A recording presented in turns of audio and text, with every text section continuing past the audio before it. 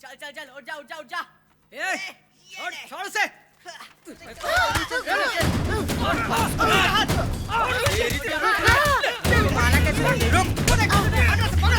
जाओ जल्दी करो, क्लास में जाओ। चलो, आप इन बच्चों को रोकते क्यों नहीं? हम इस पचड़े में क्यों पड़े मैडम? आप झगड़ा रोकने से इतना डर क्यों रहे हैं? अच्छा होगा अभी इसमें ना पड़े। बेवकूफ, बंद करो ये सब। मैंने कहा रुक जाओ। स्कूल के बाहर। मरियप्पा, हटो। क्या हो गया है सबको? Stop it. रुको, क्या कर रहे हो?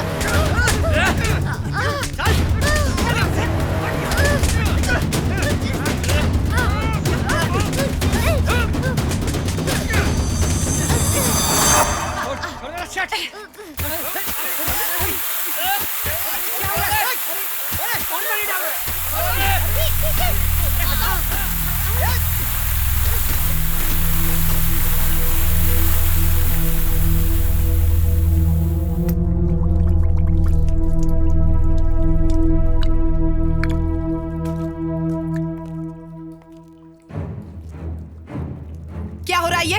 इन लोगों ने हमारे दोस्त को मारा है। टीचर, हम लोग ऐसे शांत नहीं बैठने वाले, हम लोग भी इनको मारेंगे। क्या कहना चाहते हो तुम? हमारी जाति, हमारे लोग।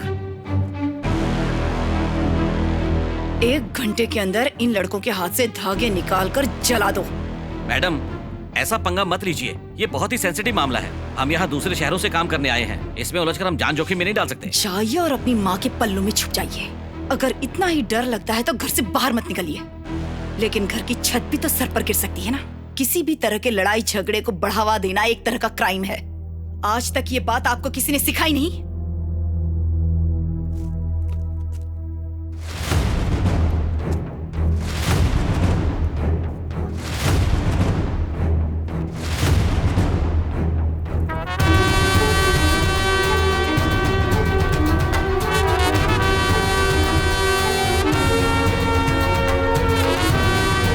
मैंने जैसा सोचा था बिल्कुल वैसा ही हुआ। देखो वो हमें किस पचड़े में खींच ले आई है। अब हम इस औरत को स्कूल में एक कदम भी नहीं रखने देंगे।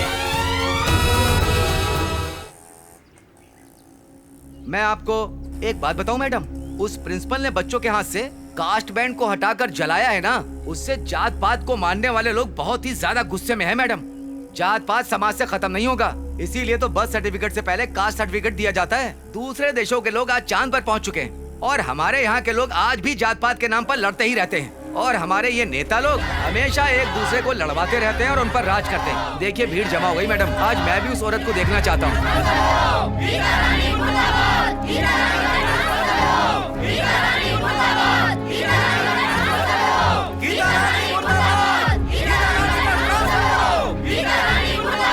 सर, यही हमारे प्रिंसिपल हैं। क्या आप ही हैं प्रिंसिपल गीता रानी जी? हाँ मैं हूँ। इस सिचुएशन को हैंडल करने के लिए हमारे सीनियर ऑफिसर्स आ रहे हैं, इसलिए फिलहाल आप स्कूल के अंदर तो नहीं जा सकती। वो मेरे खिलाफ नारे लगा रहे हैं, मैं ही उनसे बात लेकिन करूंगी। अगर कुछ गलत हुआ तो इसकी जिम्मेदारी कौन लेगा? उसकी जिम्मेदारी मेरी होगी। भैया पैसे।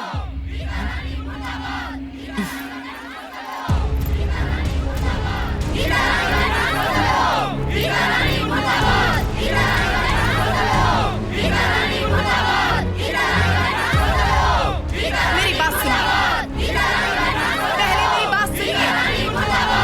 आप लोग चाहते हैं कि मैं चली जाऊं, तो मैं अभी रिजाइन करके चली जाऊंगी।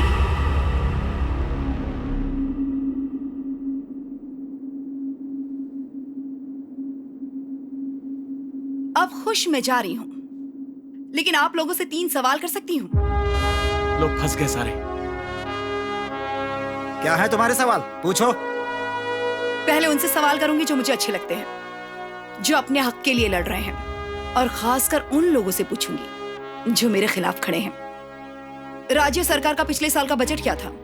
1,90,000 करोड़ रुपए, जिसमें से 70,000 करोड़ सरकार सैलरी और पेंशन इन 2 चीजों पर खर्च करती है, जो पूरे बजट का 35% होता है। 18 लाख तो गवर्नमेंट एम्प्लॉई हैं, जिसमें टीचर्स भी हैं। इसके बावजूद आप रोते रहते हैं कि सुविधाएं कम है, सैलरी कम है, और कुछ टीचर्स तो बेकार की कंप्लेन करते हैं कि हमें ये नहीं मिला, वो नहीं मिला। लेकिन एजुकेशन का स्तर कितना बुरा है। स्टूडेंट्स को बेसिक चीजें नहीं मिलती, उन्हें तो ठीक से पढ़ाया तक नहीं जाता। सिस्टम में बदलाव जरूरी है, लेकिन आप लोगों ने इसके खिलाफ नारेबाजी की है।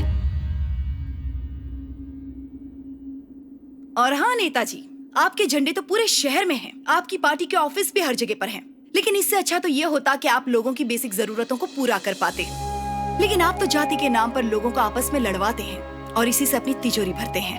अपनी जाति वाले कितने लोगों का भला किया है आपने नेताजी? आपकी जाति वालों को जितना रिजर्वेशन मिला है, उतने पैसों में तो कितने सारे बच्चे अच्छा एजुकेशन हासिल कर सकते हैं। इतना नहीं तो कम से कम बच्चों को अच्छी ट्रेनिंग दिलवाने के बारे में सोच लेते। अपने गुंडों और चमचों के अलावा किसका भला किया है आपने? बताइए क्या कहना है? तू मेरे खिलाफ मेरे लोगों को भड़काना चाहती है? एक सवाल और है। मुझे तेरे किसी सवाल का जवाब नहीं देना। मैं तुझ जैसी औरतों को जानता हूँ। चलो सब लोग। चलो चलो चलो। समझती क्या है? दिमाग खराब कर दिया। तुम हमेशा टीचर्स के खिलाफ रहती हो। मैं स्टूडेंट्स के साथ हूँ। अगर तुम लोगों ने अपना काम ठीक से नहीं किया तो सैलरी की बजाय तुम लोगों का नाम करप्ट लिस्ट में होगा। अच्छी तरह से सुन लो, 38 टीचरों के बच्चे स्कूल में पढ़ रहे हैं। जरा अपने हाथ ऊपर उठाकर बताओ कि कितने टीचर्स के बच्चे गवर्नमेंट स्कूल में पढ़ते हैं।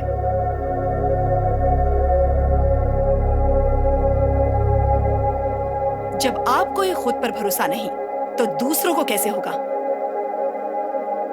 अब मैं अंदर जा रही हूं। जिसमें हिम्मत हो मेरे सामने आए।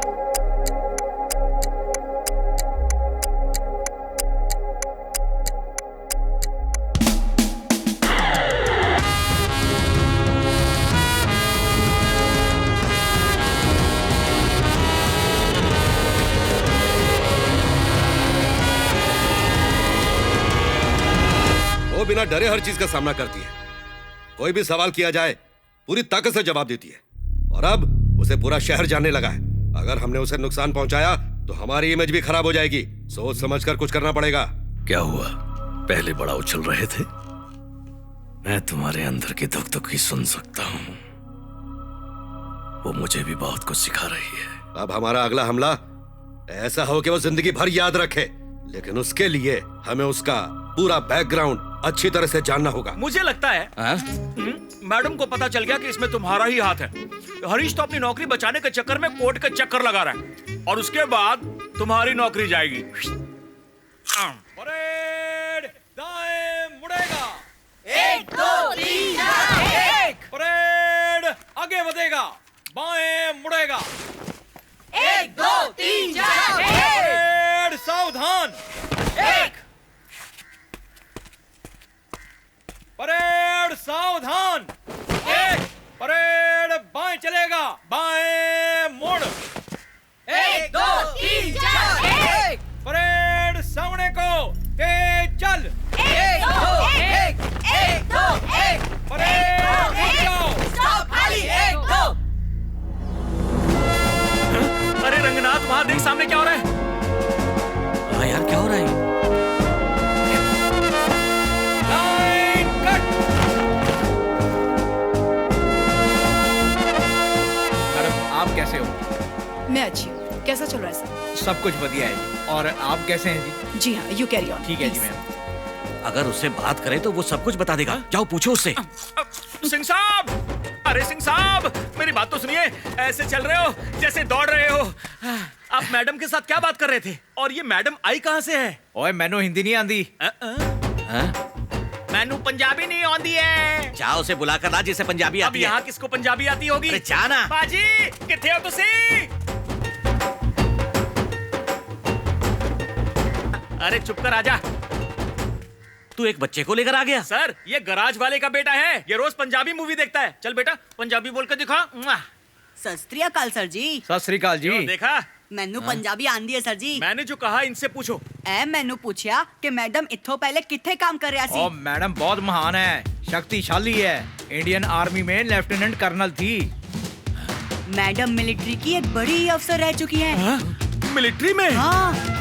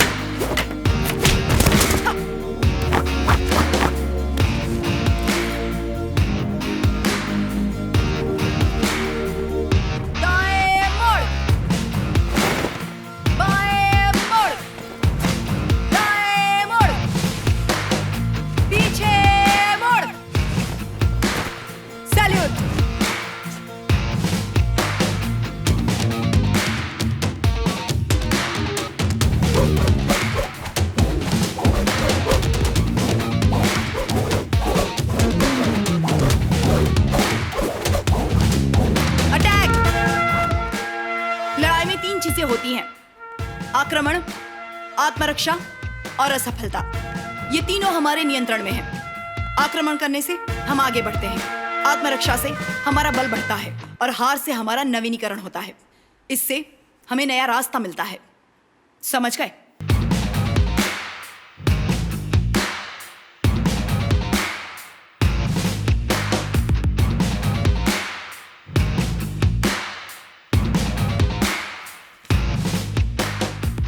रिलीव होना क्यों चाहती हो? क्योंकि अब मैं छोड़ सकती हूँ। ये सब नॉनसेंस मुझे मत बताओ। तुम इतनी काबिल हो कि हाईएस्ट रैंक तक पहुंच सकती हो। मुझे गर्व है कि मैंने मिलिट्री में काम किया, लेकिन अब मुझे यहाँ से जाना होगा।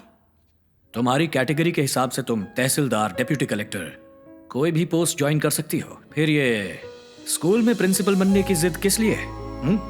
ओह, तुम्हें तो मिलिट्री स्कूल में प्रमोशन भी मिला था। वो सब तो ठीक है। कोयम्बतूर या मदुराई जैसे बड़े शहर को छोड़कर दूर दराज बसे किसी छोटे से शहर में जाने का फैसला क्यों किया? मुझे वहीं होना चाहिए सर। हाँ? ओके, लगता है तुमने पहले से ही सब तय कर रखा है। All the best, take care. Oh, ये स्टेट गवर्नमेंट का मामला नहीं है, सेंट्रल गवर्नमेंट का मामला है। तुम तो गए, तुमने शेरनी से पंगा लिया है। मिलिट्री से?